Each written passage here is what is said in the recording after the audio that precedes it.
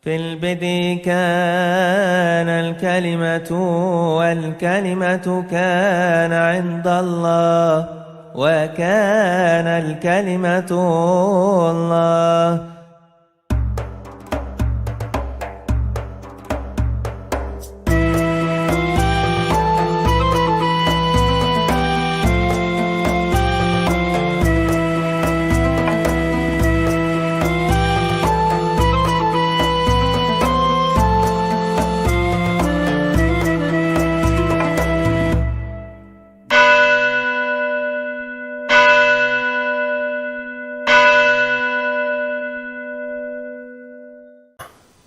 Salam sejahtera bagi saudara sekalian dalam Kristus. Pada minggu-minggu terakhir ini kita dihebohkan oleh serangkaian kasus yang berkaitan dengan sensitivitas hubungan antar umat beragama, secara khusus adalah Islam dan Kristen.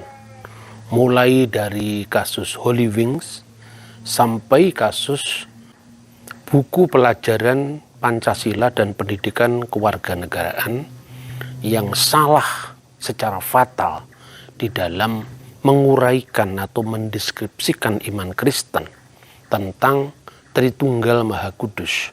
Seolah-olah orang Kristen itu menyembah tiga Tuhan, yaitu Allah, Bunda Maria, dan Yesus.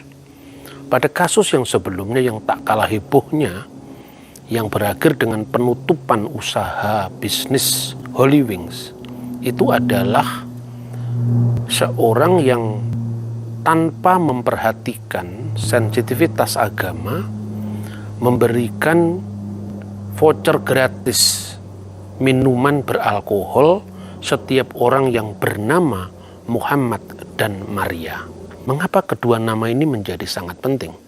Karena keduanya adalah simbol atau sosok sangat penting di dalam Islam dan kekristenan. Nama Muhammad setiap kali disebut dengan nada hormat sebagai nabi umat Islam yang kepadanya diberikan salam dan sholawat. Begitu juga Bunda Maria. Meskipun banyak dari mereka-mereka yang kadang-kadang tidak sensitif dalam melihat persoalan-persoalan agama ini, mereka mengatakan bahwa kan yang bernama Muhammad, kan yang bernama Maria itu banyak di dunia ini. Itu betul. Tetapi ketika nama Muhammad dan nama Maria itu menjadi simbol dari dua agama yang sangat dijunjung tinggi, maka tentu ini akan melukai umat Islam maupun umat Kristen. Itu bagi mereka yang memiliki sensitivitas tinggi ketika agama mereka disinggung. Nah, saudara-saudara, tingkat pemahaman seseorang yang menentukan dia toleran atau tidak toleran terhadap yang lain, salah satunya ditentukan oleh literasi, yaitu kekayaan bacaan yang dia miliki. Saya berikan contoh. Memang betul bahwa nama Nabi Muhammad itu disebut dengan nada hormat di dalam agama Islam. Muhammad Rasulullah walladzina ma'ahu asyiddau 'alal kufar misalnya. Muhammad itu adalah Rasul Allah dan orang-orang yang bersama dia bersikap keras terhadap orang-orang kafir misalnya. Atau nama Maria yang disebut dengan nada hormat misalnya ketika saudara-saudara Kristiani, orang Katolik mengucapkan salam, yaitu salam Maria, penuh rahmat Tuhan sertamu misalnya. Seperti doa yang sangat terkenal di gereja Katolik.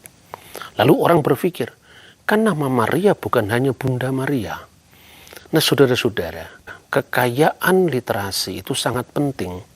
Misalnya, ketika Maria di Indonesia secara khusus ini menimbulkan tingkat sensitivitas yang sangat tinggi ketika itu dikaitkan dengan agama. Tetapi pada pihak lain kita bisa cermati, seandainya orang Indonesia itu mendengar pelafalannya Maryam dalam bahasa Arab, apakah kira-kira orang Kristen memiliki sensitivitas yang sama? Ini untuk pembaca Indonesia yang berliturgi dalam bahasa Indonesia. Padahal ketika itu diucapkan dalam bahasa Arab, bagi orang-orang Kristen yang di dunia Arab, itu sama dengan umat Islam menyebut Maryam. Begitu juga orang Indonesia begitu sensitif ketika menyebut nama Isa Al-Masih bagi orang Muslim. Karena Nabi Isa adalah salah satu dari nabi yang dihormati oleh agama Islam. Ketika dia satu pihak hormat kepada nama Isa, tapi di pihak lain beberapa kelompok ekstrim bisa menulis maki-makian di tembok-tembok gereja ketika merusak gereja nama Yesus. Padahal nama Isa diterjemahkan Yesus. His name is the Messiah, Jesus son of Mary. Itu terjemahan Al-Quran dalam bahasa Inggris. Begitu juga kalau Anda membaca Ha-Quran Hamifwar, terjemahan Al-Quran dalam bahasa Ibrani, disebut Shemu HaMashiach, Yeshua ben Miriam. Namanya adalah Al-Masih, Yeshua putra Miriam. Nah, bagaimana kita menanggapi misalnya isu-isu ini seandainya itu diucapkan dalam bahasa lain yang tidak akrab di telinga orang Kristen Indonesia maupun orang Indonesia, maka mungkin situasinya akan berbeda. Karena itu saya katakan, tingkat literasi seseorang itu akan menentukan bagaimana toleransinya terhadap pihak lain. Saudara-saudara yang terkasih di dalam Kristus, meskipun demikian, ketika kita melihat masyarakat kita yang memang sangat sensitif tentang isu-isu keagamaan, bahkan agama itu cenderung laku dijual, dipolitisir untuk kepentingan-kepentingan politik sesaat, maka obatnya bagi saya adalah mengedukasi terus-menerus agar seorang memiliki pemahaman yang lebih terbuka, yang lebih holistik, dan berbasis teologi kerukunan. Saudara-saudara, kalau kita misalnya lebih lanjut melacak nama-nama diri tokoh-tokoh penting, baik itu yang tercatat di dalam Alkitab maupun di dalam Al-Quran, itu lebih menarik lagi. Satu contoh misalnya, orang bisa melacak nama ibunda dari Yesus Kristus, yaitu Maria. Maria adalah pengucapan Latin dari bahasa Ibrani Miriam. Dan baik bahasa Latin, bahasa Ibrani, bahasa Aramaik, dan bahasa Yunani adalah bahasa-bahasa yang hidup di abad pertama pada saat Yesus, ibunya yang mulia, dan para rasulnya yang terkasih itu hidup. Nah, tetapi saudara-saudara, tahukah kita, nama Miriam itu banyak di dalam masyarakat Israel atau masyarakat Yahudi. Tetapi pernahkah kita berpikir bahwa kitab suci itu memiliki konteks sejarah di mana nama-nama itu muncul? Misalnya, orang yang pertama disebut dengan nama Miriam itu adalah saudara Nabi Musa dan Harun. Jadi Mose, nama Ibrani untuk Musa, Ahron, dan Miriam adalah anak-anak dari Amram. Dan sebagaimana kata Abraham mengalami proses Arabisasi menjadi Ibrahim, maka Amram diarabkan menjadi Imron. Nah, jadi Musa, Harun, dan Miriam itu adalah anak-anak dari Amram.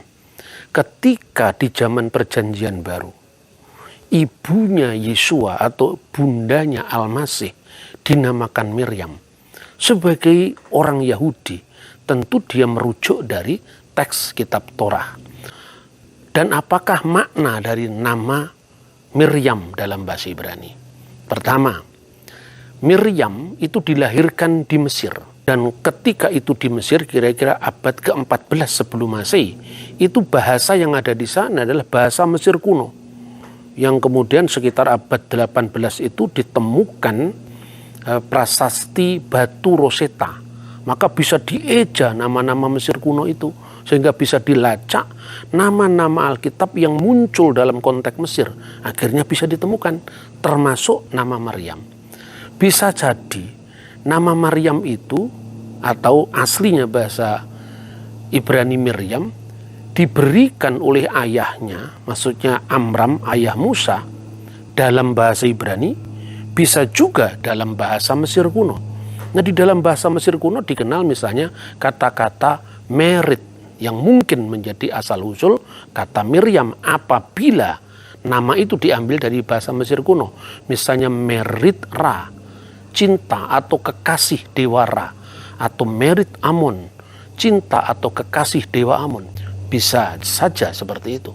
Tetapi juga mungkin apabila ayahnya Nabi Musa, ayahnya Nabi Harun, ayahnya Miriam itu menamakan putrinya Miriam dengan bahasa Ibrani.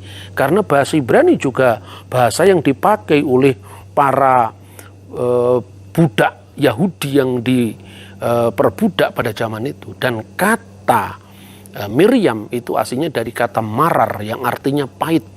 Sebagaimana disebutkan misalnya kata ini muncul dalam kitab Torah, yaitu kitab Taurat, kitab Ele Shemot pasal 1 ayat 14 yang berbunyi V'yimariru et hayechem be'abudahasa, dan telah memahitkan mereka dengan kerja yang keras.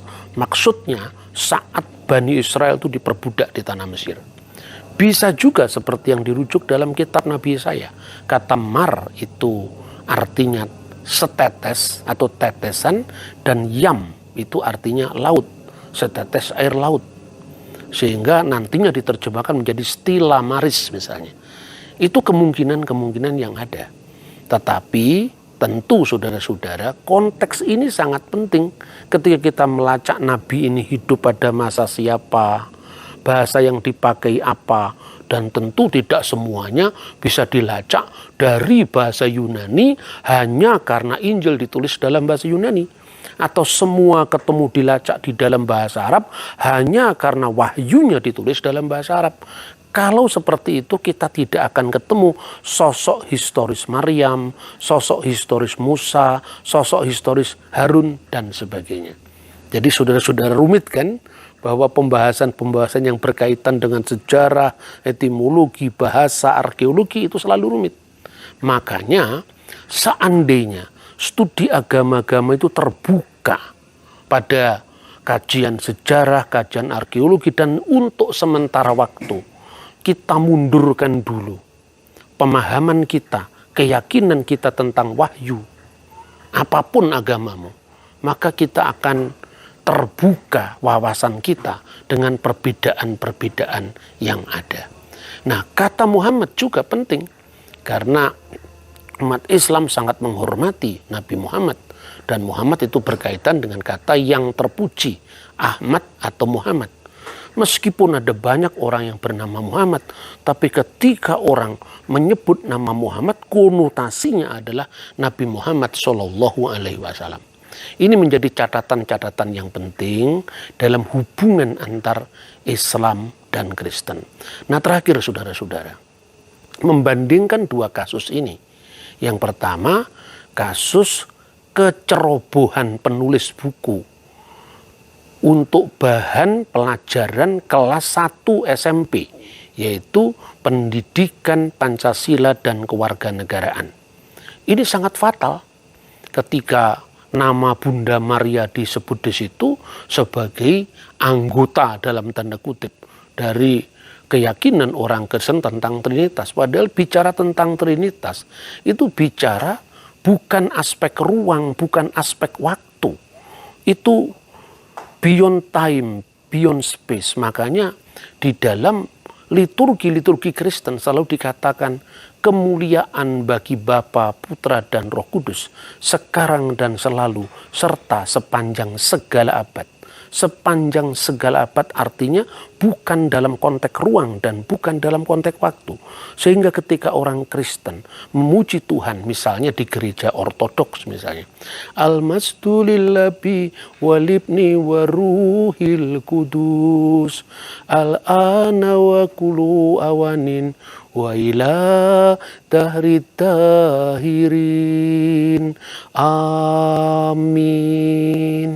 Tentu bayangan orang Kristen bukan sosok historis kemanusiaan Yesus yang turun ke dunia.